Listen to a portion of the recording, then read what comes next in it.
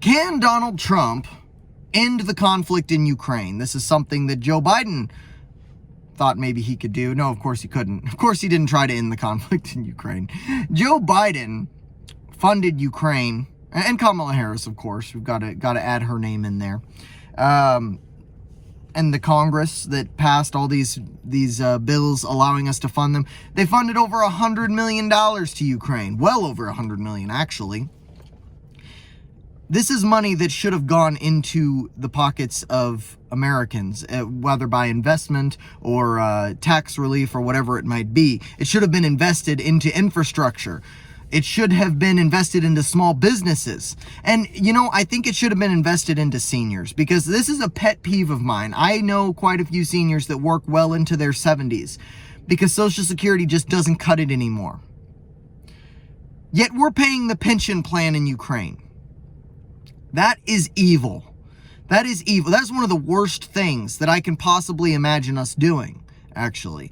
It's a terrible, terrible thing when we have to have our grandmothers and grandfathers working at a gas station or working at Walmart and not being able to enjoy their retirement. You know, they're struggling with chronic conditions and weakness and, you know, wanting to spend their last years with their grandkids, but they got to go greet at Walmart because our money's being spent overseas.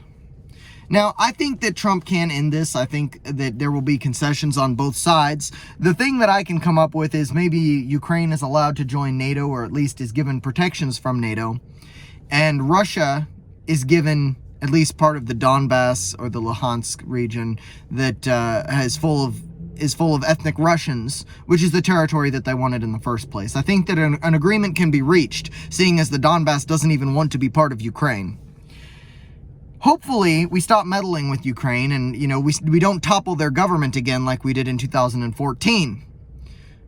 I don't think it's right that we installed Zelensky. I don't think it's right that we were in Ukraine messing with their elections and trying to put in a puppet.